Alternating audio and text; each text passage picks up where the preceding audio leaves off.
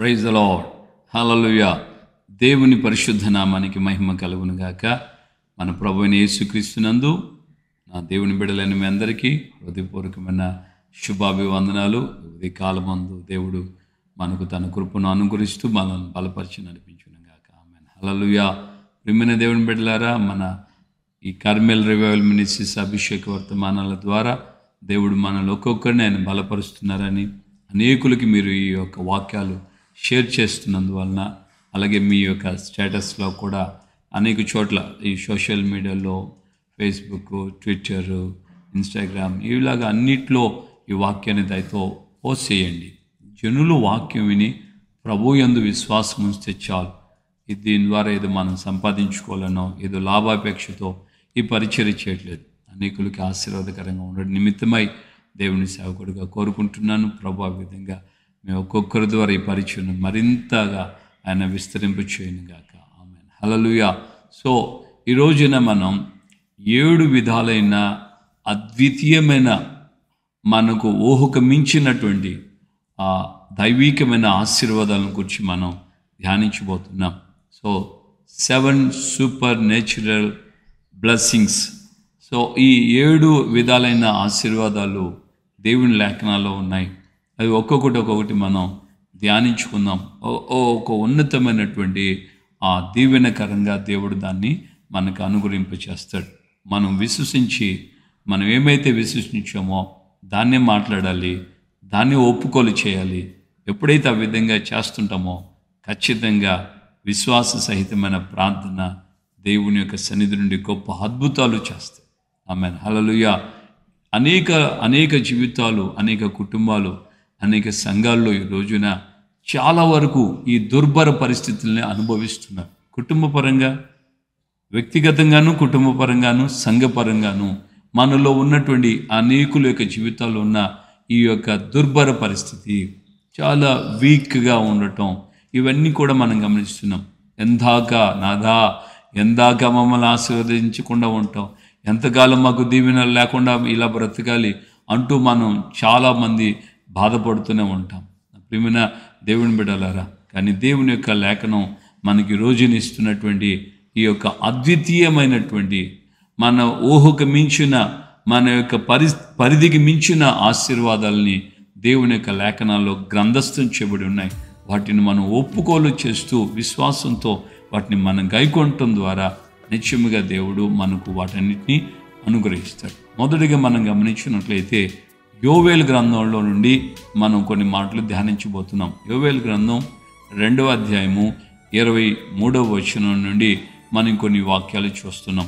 దేవుడు అంటాడు, నేను మీ మీద తొలకరి వర్షమును కడవరి వర్షమును కుమ్మరిస్తాను.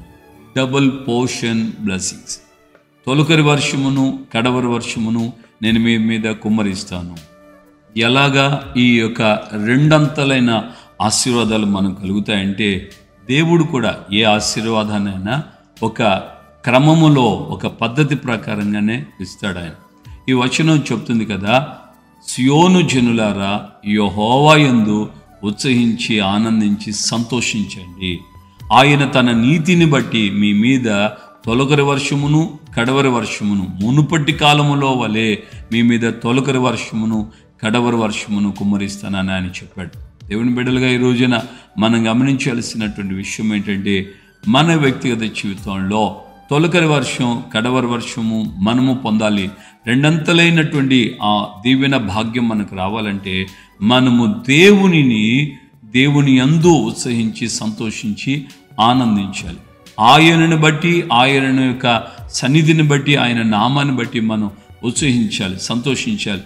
చూడండి, ఇజ్రాయిళ్ళు మొట్టమొదటిగా వారు దేవునికి కీర్తన పాడారు మోషే నాయకత్వంలో. ఎప్పుడంటే వారు ఐగుప్తులో ఉన్నప్పుడు కాదు, వారు ఐగుప్తులో 10 అద్భుతాలు పొందినప్పుడు కాదు, వారు ఎప్పుడైతే ఆ యొక్క ఎర్ర సముద్రం దాటి బయటకు వచ్చారో అప్పుడే మొదటి కీర్తన వారు దేవునికి పాడారు. ఇక్కడ మనం గమనించాల్సిన విషయం, ఎప్పుడైతే దేవుని యొక్క ప్రభావమును, శక్తిని, దేవుని యొక్క ఆ యొక్క బలమును వారు గుర్తెరిగారో, వారు దేవుణ్ణి కీర్తించడం, దేవుని ఘనపరచడం, దేవునికి ప్రార్థన చేయటం మానలేదు. మరి ఈ రోజున మన జీవితంలో మనము దేవుణ్ణి గుర్తించగలుగుతున్నామా? మనము దేవుణ్ణి గ్రహించగలుగుతున్నామా? ఆయనకు మనం ప్రార్థన చేయగలుగుతున్నామా? ఆయన యొక్క సన్నిధిలో మన జీవితాలు ఆయన మనకు చేసిన వాటిని జ్ఞాపకం చేసుకొని ఆయన యందు మనం సంతోషించగలుగుతున్నామా? ఎప్పుడైతే మనము ఆయన యందు సంతోషించడం ప్రారంభిస్తాం, ఎప్పుడు ప్రారంభిస్తాం?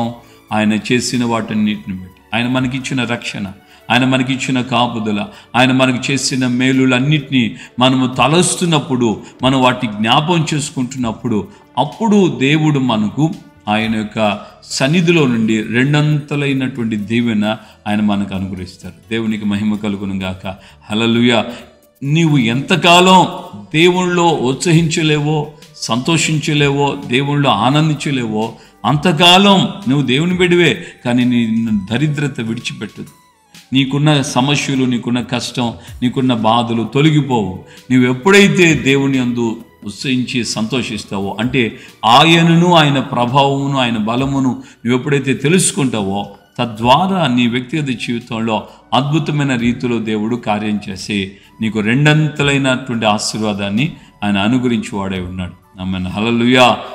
రెండవదిగా మనం గమనించినప్పుడు, నీ యొక్క ఆత్మ సంబంధమైనటువంటి జీవితంలోనే కాకుండా కుటుంబ పరంగాను, వ్యక్తిగతంగాను, సంఘపరంగాను, నీ యొక్క ఫైనాన్షియల్ విషయంలో, ఆర్థిక సంబంధమైన విషయాల్లో కూడా ఆయన అద్వితీయమైనటువంటి ఆశీర్వాదాలన్నీ అనుగ్రహించబోతున్నాడు. ఇక్కడ మనం గమనిస్తున్న 24వ వచనంలో ఈ వచనం చెప్తుంది, మీ యొక్క కొట్లు, మీ యొక్క అంటే బియ్యం పోసి పెడతాం చూడండి, దాని స్టోరేజ్ గాదెలు అని మన తెలుగు కొన్ని భాషలు, కొన్ని ప్రాంతాల్లో గాదెలు అంటారు, దొంతరులు అని కూడా అంటారు.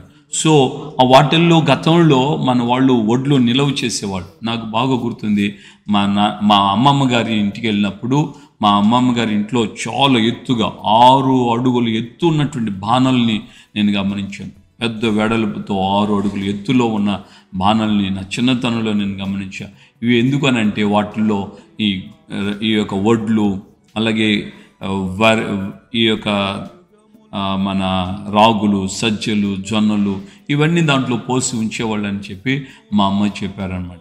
నా ప్రియమైన దేవుని బిడ్డలారా, గమనించాల్సినటువంటి మాట ఏంటంటే, దేవుడి రోజున అక్కడ అంటున్న మాట, నీ యొక్క గానుగులలో, నీ యొక్క కొట్లలో ధాన్యము సమృద్ధిగా ఉంటుంది, నీ గానుగులలో ద్రాక్షరసము, నూనె పొర్లిపోరుతుంది. అంటే బియాండ్ లెవెల్స్ అన్నమాట. మన యొక్క స్థితిల కంటే ఉన్నతమైనటువంటి అద్భుతమైన రీతిలో వాటిని దేవుడు పెంపొందింప చేస్తున్నాడు. అది పొంగేటట్లుగా నీ యొక్క కొట్లు ధాన్యముతో నింపబడతాయి, నీ గానుగులు ద్రాక్షరసంతోనూ నూనెతో పొంగేటట్లుగా ఆయన చేస్తానంటున్నాడు. నమ్మటం నీ వలనైతే నమ్మవానికి సమస్తం సాధ్యమే కదా. మరి ఈ యొక్క వాగ్దానం నువ్వు ఎందుకు నమ్మిక ఉంచలేకపోతున్నావు? నీ యొక్క జీవితంలో నువ్వు దేవునితో చెప్పాల్సిన ఆ ఒప్పుకోలు ఏంటంటే, ప్రభువా నేను నీ యందు ఆనందిస్తున్నా, నువ్వు ఇచ్చిన రక్షణను బట్టి, నువ్వు ఇచ్చినటువంటి పాప క్షమాపణ బట్టి, నువ్వు ఇచ్చిన పరిశుద్ధ జీవితాన్ని బట్టి నిన్ను స్తుతిస్తున్నాను, నీ యందు ఆనందిస్తున్నాను. అదేవిధంగా ఈ 24 వచనాన్ని మనం ఆధారం చేసుకొని ఫైనాన్షియల్గా, ఆర్థికమైన విషయాలు ఇవన్నీ కూడా, గతంలో వస్తు మార్పిడి ఉండేవి, ఇప్పుడు మనం వస్తు మార్పిడి కాదు, వస్తువు కొనాలంటే డబ్బు రూపకంగా మనం చెల్లిస్తున్నాం. దేవుని బిడ్డలుగా గమనించాలి. బియ్యం, వడ్లు అమ్మితే మనకు డబ్బులు వస్తుంది, నూనె అమ్మితే మనకు డబ్బులు వస్తుంది, అలాగే ఈ యొక్క ద్రాక్షరసం అమ్మితే మనకు డబ్బులు వస్తుంది. సో ఇవన్నీ కూడా దేనికంటే ఫైనాన్షియల్గా ఈ యొక్క సంబంధించినటువంటి విషయాలు, ఆర్థిక సంబంధమైన విషయాలు ఇక్కడ ముడిపడి ఉన్నాయన్న విషయాన్ని మనం మర్చిపోకూడదు. అంటే నీ వ్యక్తిగత జీవితంలో దేవుడు ఆ విధంగా సమృద్ధిని, ఆర్థిక సంబంధమైనటువంటి విషయాల్లో కూడా నీకు సమృద్ధిని ఆయన అనుగ్రహిస్తానని ఈ యొక్క వచనం ద్వారా ఆయన మనకు తేటగా చెప్తున్నాడు. మరి నీవు ఇంతవరకు ఏ విధంగా నీ వ్యక్తిగత జీవితాల్లో బాధలు అనుభవించావో, ఏ విధంగా దరిద్రతను అనుభవించావో, ఎంతకాలం ఇతరులు వెళ్ళి చేయి చాపావో, ఎంతకాలం ఇతరుల దగ్గరికి వెళ్ళి ప్రాధేయపడ్డావో, ఎవరో సహాయం చేస్తారని ఎవరి గురించో నువ్వు ఎదురు చూస్తూ ఉన్నావో, ఈ రోజు నుండి దేవుడు నీతో చెప్తున్న మాట ఏంటంటే, ఆధ్యాత్మికమైన ఆశీర్వాదాలు,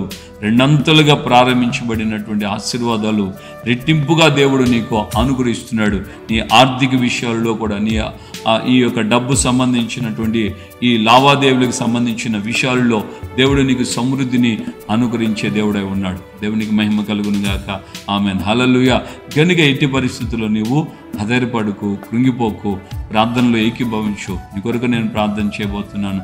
ఈ 2 విషయాలు మనం తెలుసుకున్నాం. మిగతా 5 విషయాలు కూడా స్టెప్ బై స్టెప్ రోజు మనం కొన్ని మాటలు మనం తెలుసుకుందాం. దేవుడు మీకు ఆ విధంగా ఈ 7 విధాలైన ఆశీర్వాదాలని మీకు అనుగ్రహింపచేయును గాక. ఆమేన్. ప్రార్థన చేసుకుందాం. పరిశుద్ధుడైన తండ్రి, మీ పాదాలు స్తోత్రాలు, కృపయు సన్నిధి సమాధానం ఇంతవరకు మాకు తోడుగా ఉంచి మమ్మల్ని బలపరిచారు. అందుని బట్టి మీకు వందనాలు చెల్లిస్తున్నాం ప్రభువా. అయ్యా, మా జీవితాన్ని మీరు ప్రేమించిన అయినా అయ్యా, మేము మీ యందు ఆనందించుచున్నప్పుడు, మీ యందు మేము సంతోషిస్తున్నప్పుడు మీ నీతిని బట్టి మాకు నాయనా అయ్యా తొలకరి వర్షమును కడవరి వర్షమును కుమ్మరిస్తానని, 2 దేవుని ఇస్తానని, ఈ 7 విధాలైన ఆత్మ సంబంధమైన ఆశీర్వాదాల విషయంలో మాకు మొదటిగా మీరు 2 ప్రారంభింప చేశారయ్యా. 2 దీవెనల గురించి మీరు మాతో మాట్లాడారు. అందుని బట్టి మీకు కృతజ్ఞతాస్తుతి చెల్లిస్తున్నాం తండ్రి. విధమైనటువంటి దీవెనతో అయ్యా ఒక్కొక్క బిడ్డను మీరు నింపండి. నిశ్చయముగా ఎవరైతే మీ యందు ఆనందించడానికి సిద్ధపడుతున్నారో, గతంలో మీ యందు సంతోషించలేక అయ్యే గతంలో మిమ్మల్ని ఘనపరచలేకపోయారు కనుకనే వారు 2 ఆశీర్వాదాలు పొందలేకపోయారు.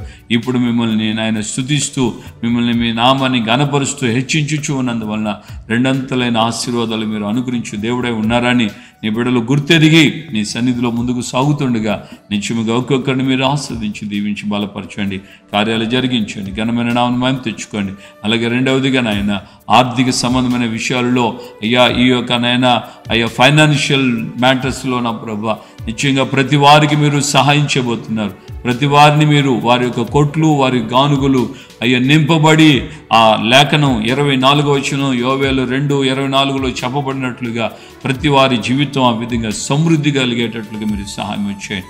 ఘనమైన నామమును మహిమ తెచ్చుకోమని యేసు పరిశుద్ధ నామములో ప్రార్థన చేసి పొంది ఉన్నాము తండ్రి. ఆమేన్. మన ప్రభువైన యేసుక్రీస్తు కృపయు తండ్రి అయిన దేవుని ప్రేమ, పరిశుద్ధాత్మిక అన్యోన్య సహవాసం, సమాధానం ఇప్పుడు ఎల్లప్పుడు సకల పరిశుద్ధులకు మనకును ప్రభు రాకడ పర్యంతం కృపతోడే ఉండి నడిపించును గాక. ఆమేన్. ఆమేన్. ఆమేన్. హల్లెలూయా. ప్రభుపేట అందరికీ వందనాలు. నిశ్చయం దేవుడు ఈ విధంగా నిన్ను ఈ 2 విషయాలు 7 మాటల్లో మొదటి 2 విషయాలు మనం ధ్యానించాం. ఆ మొదటి 2 విషయాల్లో 2 ఆశీర్వాదము, 2వదిగా నీ ఆర్థిక పరిస్థితుల్లో ఫైనాన్షియల్ మ్యాటర్స్లో డబుల్ పోర్షన్గా గానుగులు అలాగే కొట్లు ధాన్యముతోనూ ద్రాక్షరసం నూనెతోనూ నింపబడతాయన్న వాగ్దానం దేవుడు నిత్యముగా నీ జీవితంలో ఈ రోజు నుంచి అది ప్రారంభింప చేయనుగాక. ఆమేన్. ప్రభుపేట అందరికి వందనాలు. అనేకులకు మీరు షేర్ చేసి వారు కూడా దీవించబడేటట్లుగా సహాయం చేయాలని లైక్ చేయండి, కామెంట్ చేయండి. అనేకులకు షేర్ చేస్తూ సబ్స్క్రైబ్ చేసేటట్లుగా అనేకులు మీరు ప్రోత్సహించాలని ప్రేమతో కోరుకుంటున్నాను.